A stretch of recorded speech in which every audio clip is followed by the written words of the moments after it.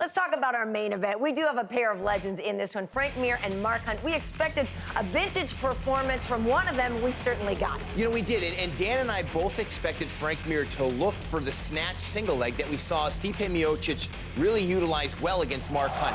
Frank never really dropped down for that. He went for several takedowns, but never really committed to him. It was looking more for double legs. Instead, you know, Mark Hunt, as we said, was going to stay very patient. He waited for just the right moment.